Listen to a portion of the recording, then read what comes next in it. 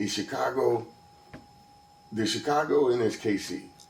Which one is Midwest to you? Which one is known more as the Midwest city? I would say Chicago. Chicago. Yeah. Okay. To be honest, like before I came to Kansas City, you know, I was young, but I really didn't know too much about it. Okay. But the Chiefs. Right. You know what I'm saying? And I knew the Chiefs was like a good team, like compared to the Bears. So at all times, I think, you know, mostly. That had to hurt a little bit. Yeah. But it was always impressive to see the Chiefs play, man. So, but I didn't really know much about Kansas City, but the Chiefs until I got here. Okay. Yeah. All right. Now look, bonjour famille. Bump Jonas here, representing for SprinkleSumSalt podcast, and I'm chilling with none other than Emmaculate. We about to have a sit down here at Syke Studios, y'all.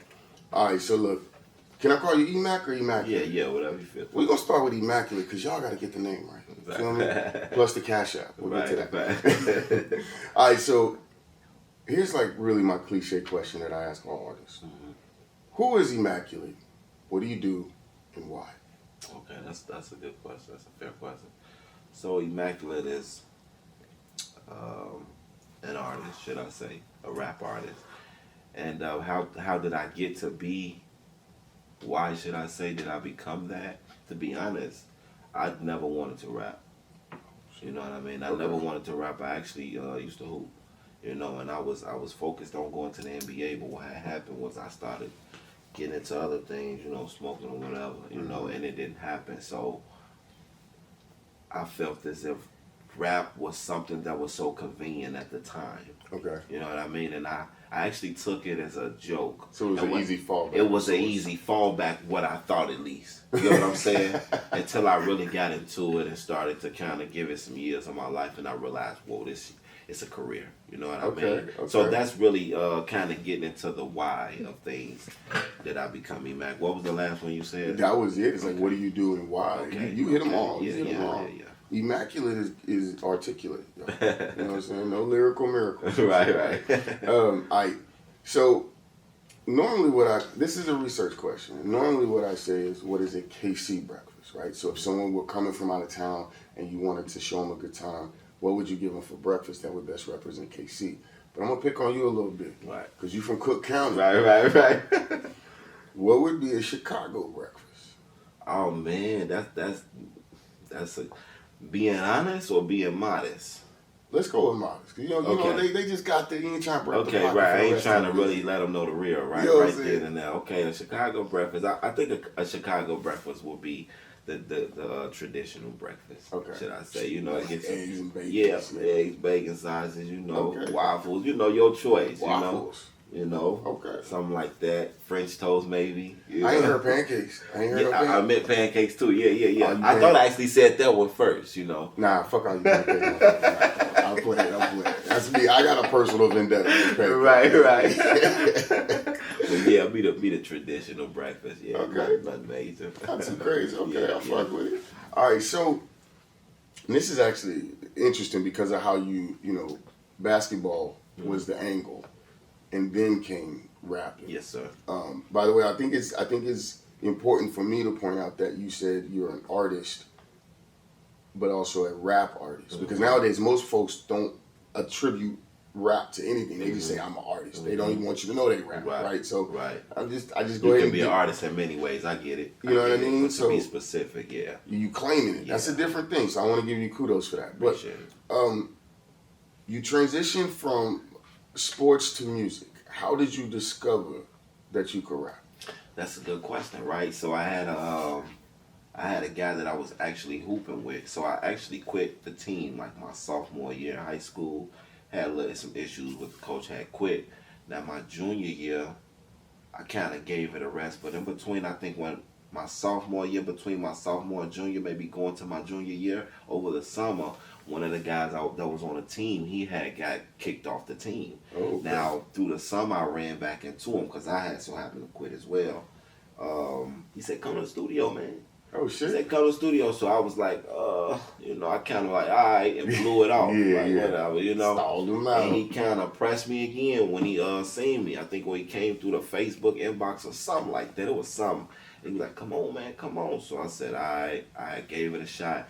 And I was in there for about maybe maybe a few hours, and I wrote this rap, and it made a lot of sense. Okay. You know what I'm saying? I'm like, wow, I was shocked myself. I was like, wow, I didn't even realize, I could do that, So I came out and I seen what I had, and I went home and I was like, man, I'm finna just finish it, and it's been on literally from that one day. Ever since. Yeah, ever since. Okay. All right. So we didn't need you, NBA. We didn't need you. For real.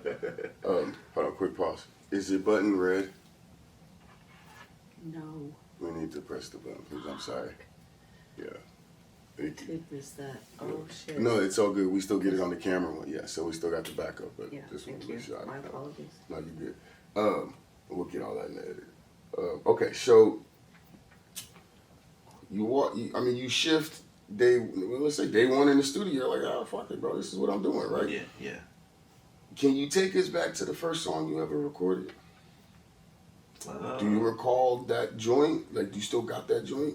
Man, to be honest, nah, I don't think I do. It's funny because a lot of the music that I had, I was living in Chicago and I had like a desktop. Okay. And I was at my mom's house. Okay. And I ended up coming out here actually for school. I came out here for like aviation school. I had did that, passed that, and did my thing. But to be honest, I just used that to get out here. Right. Because I felt like I just wanted all my eggs in one basket.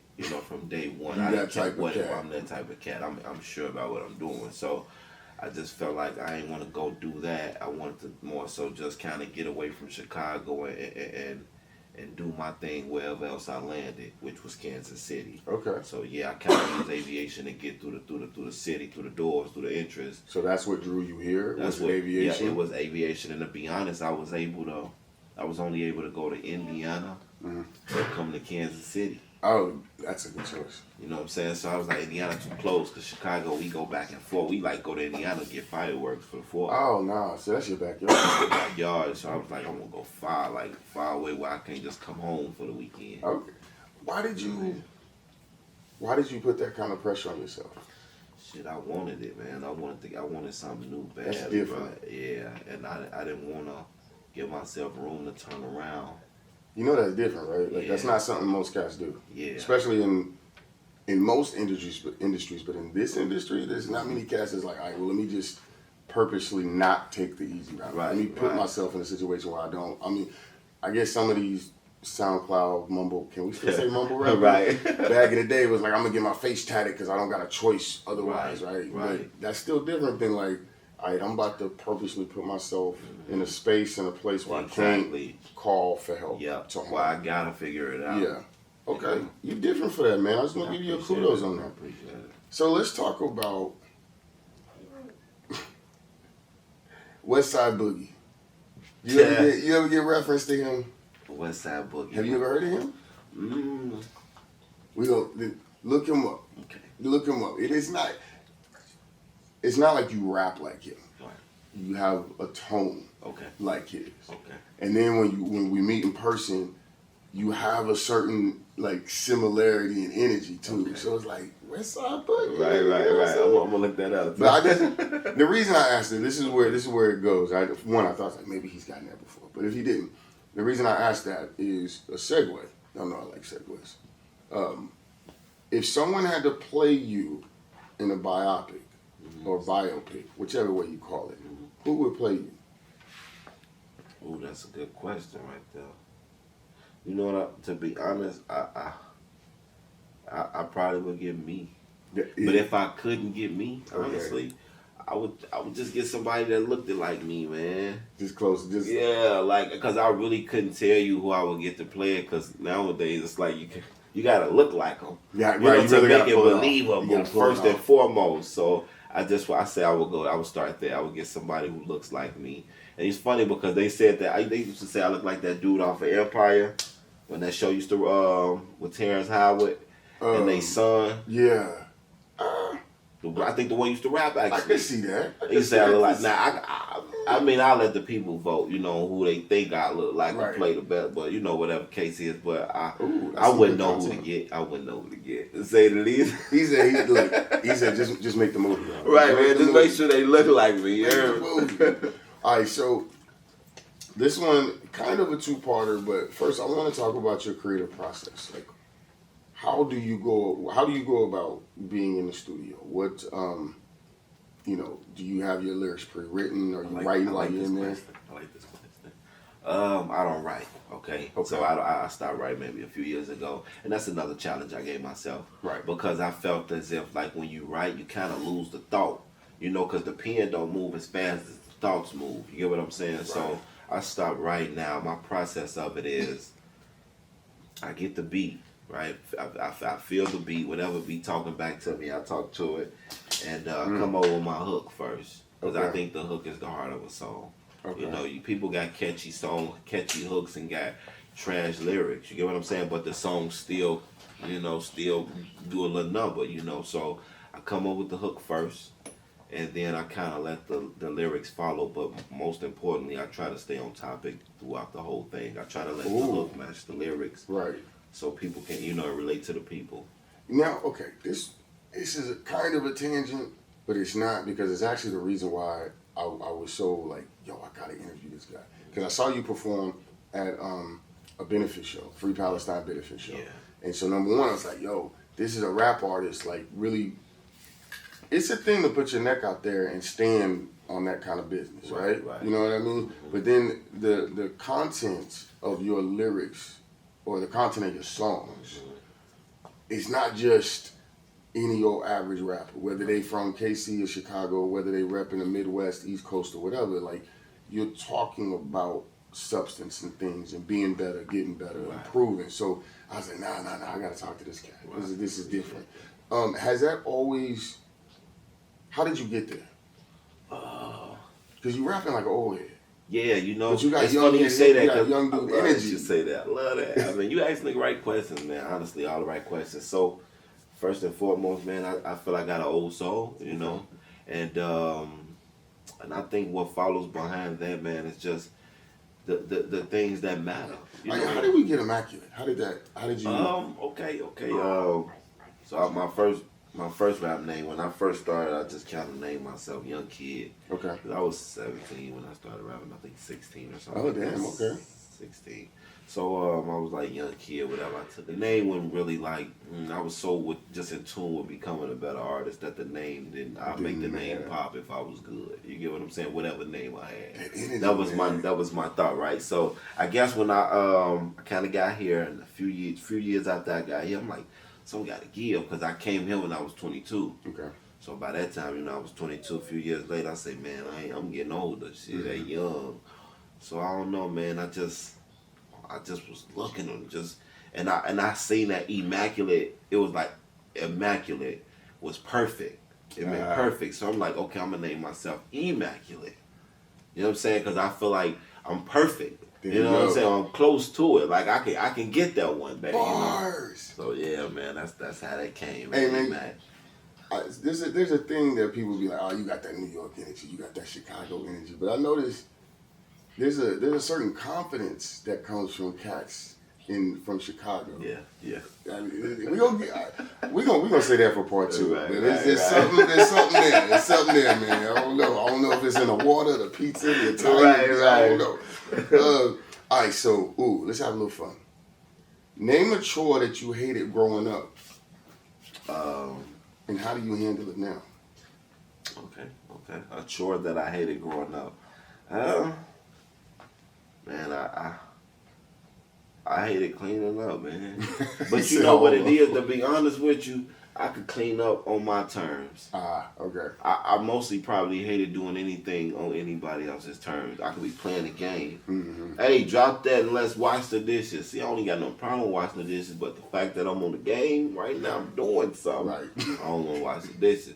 So it'll be like that. To be honest, I never had a problem with doing nothing on my terms. Right. And I wasn't lazy and stubborn about it. So it would still get done. Yeah, it'll still get done. I just hated when somebody pulled me away from something and wanted me to do something. Like, hey, come down here and clean this living room up. I'm like, man, I'm finna beat 007. You know what I'm saying? What are you talking about? High score. Exactly. Okay, so do you have children? Do you have kids? Yeah, I got a son. You got a son. How do you approach chores with him?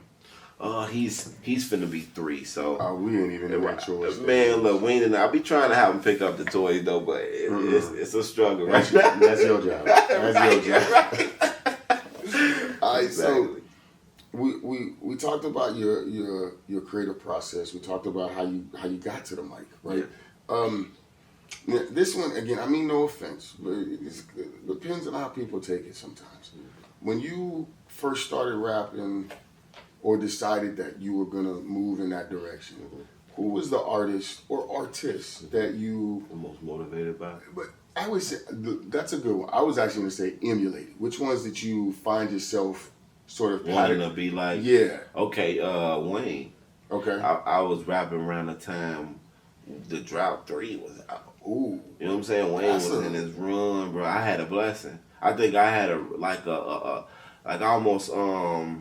I had an inheritance. I felt like almost of game. You get what I'm saying? Right. Of just a style of just a different type of aura. Right. You know what I'm saying? Yeah. I came in when Wayne was hotter than a flame. And I came in under Wayne. Wayne was like my biggest motivation. And so I think that's what kind of helped me be who I am today. You know, because I started probably on level 3 not knowing because of Wayne. Just going at it. Like they say, when you get somebody the game, you expect them to be better than you were. And that's the expected. I mean, that's the point, though, right? The point. Like, why else give them the game if you're not going to let them elevate and shoot Because past? all that time you just took to give them what you gave them, now you just cut 20 years out of their life, 10 years trying to figure it out on their own. So shit, they could take that and get what they need to know and be better. That was game. I hope y'all got that. You know? Now, I got to say, though, coming up from the Wayne era, some of y'all cats is different because, especially the Drought, Appreciate it. and those ceilings, those mixtapes are significant. So you either gonna hear it and be encouraged to get better, or you gonna hear it and be like, yo, I'm done, I'm out. You know what I mean? So the fact that you still here, man, shout out to your inspiration that you got, because that could have went different. Man, it could have went different. Yes, sir. All right, so if you at a party, is you drinking or you smoking? I'm smoking. You to that I might drink though, but I don't really drink though. I ain't even gonna take it there. I smoke. All right, so you smoke. Yeah, I smoke. You got any edible stories? Nah. Edibles ain't really never took me there. Okay. Yeah. Okay. I to be honest, yeah. I ain't going through the database. Look, I'm trying to go through the database and figure it out right now. But no, I don't think I got no edible. Like, to be honest, I ate some edibles a few times. I was disappointed, man. And to this day, I don't think they really. I think I just smoked too much. Yeah. Smoked way too much. How many grams in a? Shit, I don't know. I do it till I'm satisfied. Look, I stuff it till I'm okay. It look good. They look good. They look good. He eyeballing them. Okay. All right. So speaking of, we got to pay some bills, y'all. This question comes from our sponsor, Thrax Pastry. The question is, what's your apology dish? And what I mean by that is, let's say somebody irritates you, pisses you off, right? They say the right words, but what's that dish? They can make it, bake it, buy it, steal it, doesn't matter. Sweet, savory, doesn't matter, however you want it. What's that item or dish that they can bring you that lets you know that they get you? Like, okay, you rock with me. Come on, we can go back and watch some hoops or some shit. To be honest, I don't have one. Oh, shit, y'all out of luck. I don't have one. It's a wrap. No, I ain't harsh, man. You say that apology dish? Yeah. No, I ain't. I'm fair, man. Okay. Yeah, I don't like to make people feel like they gotta do anything. You know what I mean? Like, just be you. Okay. That's enough for me. Now, if you did something where you feel like you gotta bring me some or whatever, then that means you gonna keep doing what I'm pissed off about. Okay. So it's a cover up for something else to keep shit happening. So he's like, look, say the right things and do the right thing. Yeah, that's it. Do the right thing like Spike Lee. Look, bars. Look, and you good, you know. Now look, let's keep paying the bills. Okay. Well, this one comes from our sponsor, Pigwitch, right in the heart of the historic River Market here in KC. This is called off-menu request. Okay. So you probably used to this out of Chicago, right? Some restaurants or places you go into and you can get an off-menu item. That's not on the menu that only a few people know about, right? Okay. How would you go about asking somebody for an off-menu item? You're going into the restaurant. I'm glad you asked that because I actually have an answer for that. Right, I went to Denny's and they had these little breakfast I don't know what they were. They was like donuts or something. You dip like pancake donuts and you dip them in cream. And they actually, when I went in another time, they didn't have them on the menu anymore. Oh shit! So I just kind of asked the lady, hey, like y'all got them things still? You know what I'm saying? She was like, yeah, we do. So I was surprised because I didn't see them on the menu. So at that point, that was an off menu thing. I kind of low key knew about it. Yeah. I knew people around me at that time didn't know, probably because they hadn't seen it on the menu. So yeah, I just kind of went about on the sneak. Hey, let me go and get that done. That thing. Yeah, so yeah, something like that. Look, hey, y'all got that thing On the on red, you got that, get that in the back. All right, bad. All right, so let's get into some real shit. What's the difference between rap versus hip hop? Okay, that's a good question. Rap, I mean, in today or just general? From my E-mmaculate's I perspective. like that. Okay, now, shit, man. I'm gonna just go off today, right? Because I think it needs to be addressed honestly in a today's sense because what we hear nowadays is rap for the majority. Okay. You know what I mean? And that's why I think J. Cole's and Kendrick Lamar's and stuff like that are big because they represent hip hop. Okay. You get what I mean? Yep. So I think like nowadays, to put it into today's perspective, like you said, I think rap is just about a lot of the cliche. Ooh, shit, come on. You know what I mean? And don't get me wrong, to connect with the people, you have to be cliche because them the things that go on a daily. Right. But I don't mean that type of cliche that rap brings. Right. You get what I mean? No. Hip hop connects to the people on a daily. Hey, I don't want to get up and go to work today. I don't want to get up. You know what I mean? You can make a song like that. People be listening to it going to work. You feel me? Like, so stuff like that, bro. I think that's hip hop to actually connect to the people. You know what I mean? To actually connect to the people in the sense that they're growing. Right. Not just sitting there listening, taking it in, and not making the right output. Right. You know what I mean? So I feel like rap in a sense is that it keeps you at this stage of being still, not growing. You get what I mean? Okay. Versus hip hop, it kind of grows the brain and puts something on your mind. You know? That's a soundbite, bro. We Yeah, clipping bro. that shit up. Ooh, all right. High school party versus adult party. Okay. Which one you picking? I picked the adult party. I mean, 2 times, maybe once out of 10, I go high school just to remember what it feel like. Okay. But it feel good to be mature than I was 15 years ago, man. Look, well, this interview has been full of game. Just Cook County game in the motherfucker. All right, man. Let's talk about your studio etiquette. What are some things that cannot happen in the studio, and some things that have to happen in order for you to feel like you had a good session? I like that. So, what cannot happen is I can't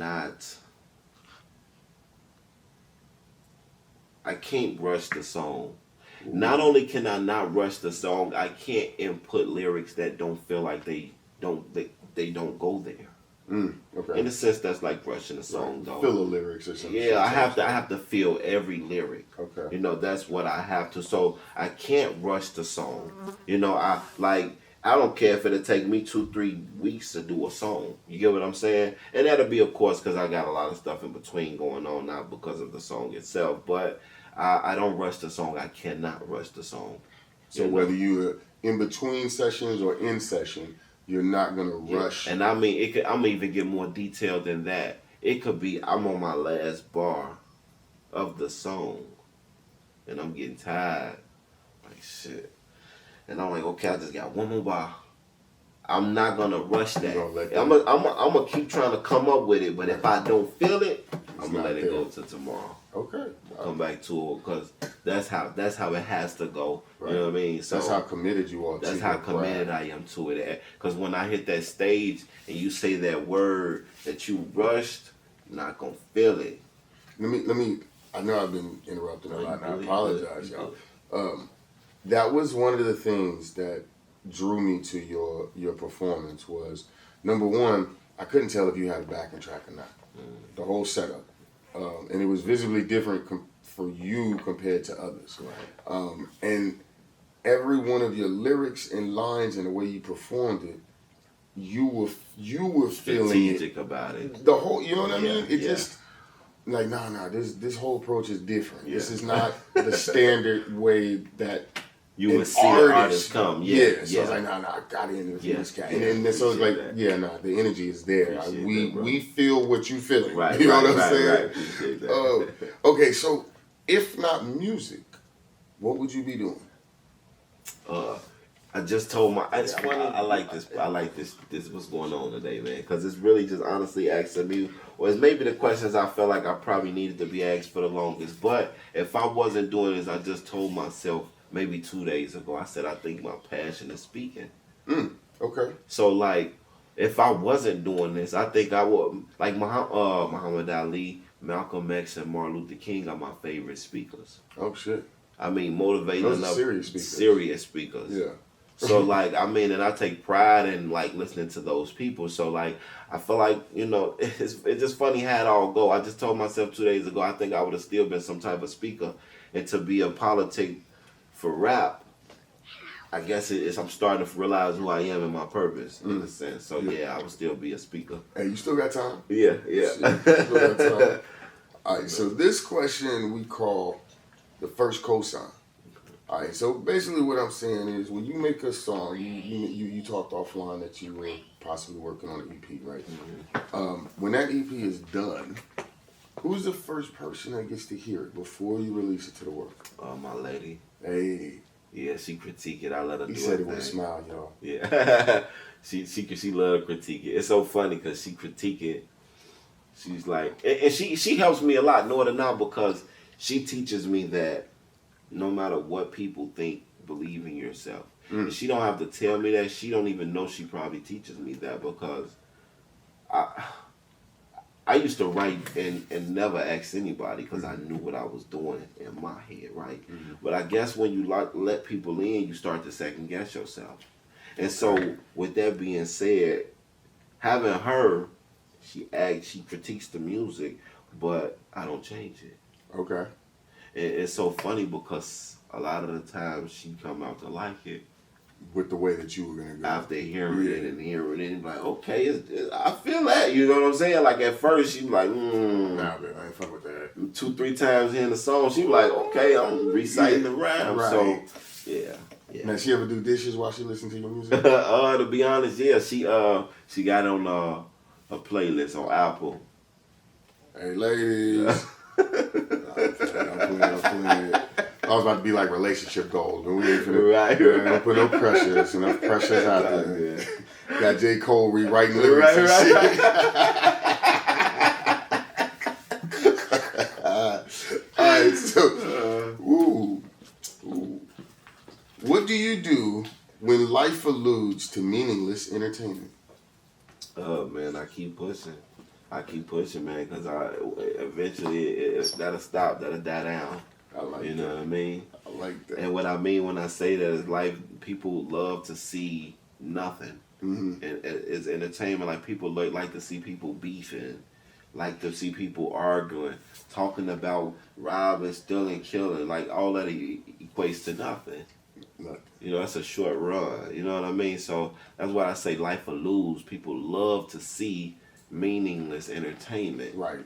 And they don't even actually see it. And they don't, Yeah, that's what caught me was, well, first of all, not many people use the word allude, number one, and then the way that it was put out there was like, oh, hold And on. I said it like lame. So in that sense, Yes. I said it like the people nowadays on the flip side was the people that make music that's worth hearing are considered lames. Right. You know, you turn on a song nowadays, like me being from Chicago, they don't want to hear nothing but that drill. Right. Like I could hit the streets with something nice, and I'll get criticized because they want to hear like I don't kill you, shoot you, steal. They They want to ain't hear living that. unless you got a shiesty on. Exactly. Which- So that's That's why I say I kind of made it all make sense in one. I say life will lose meaningless entertainment, and it say it lame. Man. That's why I had to bring that in there. And another thing is, you know what? Another thing is, everybody, all the lames in high school, where they at now? Ooh. They successful as ever. Not to say I was a lame or nothing, but I wish I would. Oh man! All right, just a couple more questions, man. I really appreciate your time. Yes, sir. I was gonna ask the chicken or the egg question, but I think we already got the answer. So I'm gonna answer my own question here. Okay. Is it safe to assume that your inspiration starts from the beat and then the lyric? Yep. Jeezy said it best. The beat talk to you. Yeah, The beat give you the words to say. There it is. You kind of referenced that before. You speak to the beat and the beat speak back. Yep. It's like some cold type of stuff that it's like alien. You know what I'm saying? Like, okay, it's telling me to say this. It's telling me to say that. So the beat speak to me and it tell me what to say. And then we go from there. I love you. Yeah, you say it well. That's just my opinion. Yeah. What or who represents the default flow right now? And the reason where this question came from is that if you look back through the history of hip hop or rap, right? It's always some motivation to something. You know what I mean? Like Kool Moe D, Big Daddy Kane, Jay-Z, Nas, like Wayne, right there. There's somebody that is kind of like the default setting. Yeah, to that, like the motivation to it all, Right. like the way you want to always start it off. Or I get what you kind of said. I think you go back to Wayne. Okay. Not for you, but for this current generation of hip hop. Do you think Wayne is that guy still? Nah. I know for your generation, your era. Yeah, okay, for this one. For this one, that's a. It's a lot of them. Okay. But to be honest, to be fair, man, I would say Drake. Okay. I would say Drake because he's pushed through the media as such. Okay. As the one.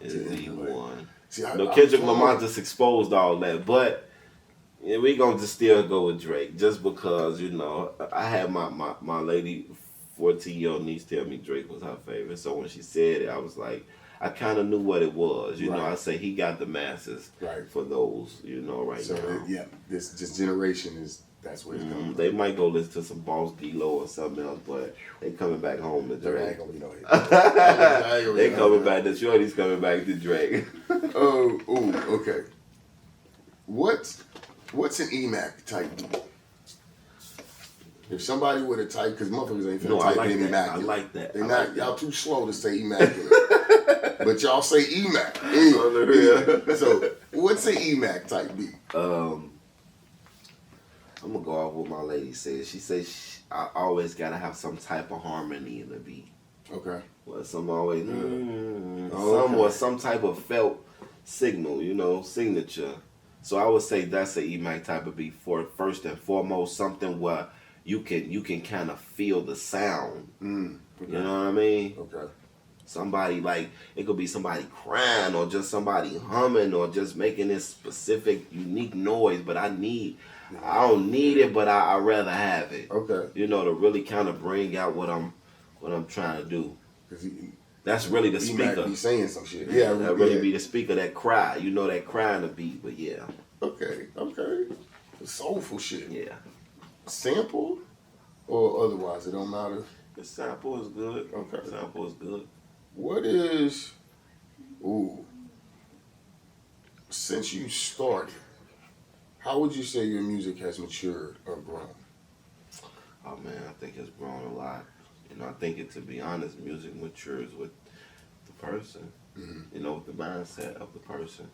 So I think because the way I'm looking at it now, I'm trying to come at it like in a Jay-Z sense, and I'm not. What I'm saying is like I'm trying to speak to a point where it's not so obvious. You gotta think and be like, oh man, it might take you a week to get something I said. Like that 444, the Dumbo. Man, I'm trying to like Jay-Z said he was smoking Cubanos and Castro with Cabana, and that goes deeper. You know what I'm saying? Than what people think. Cubans was getting, not just double and triple entendres, man, but thoughtful lines. Man, I'm trying to go over somebody's head to the point where they gotta swim up to get what I'm. You know That what was I'm a bar. That was a bar. So, Okay. yeah. All right, and so with that segue, y'all, are lyrics more complicated or simpler now versus back in the day?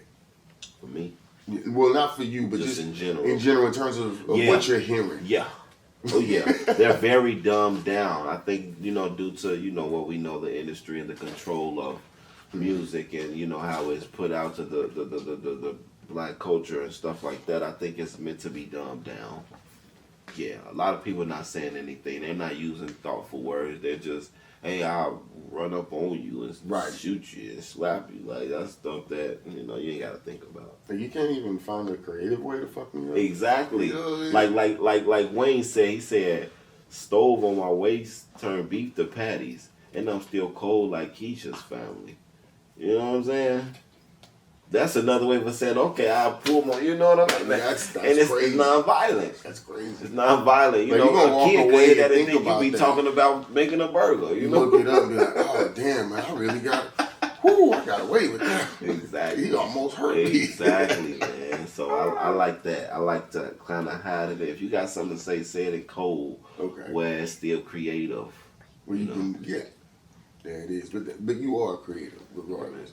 So here's my last question, man. The very last one before we get up out of here. I ask all of the artists or creators that I talk to this question.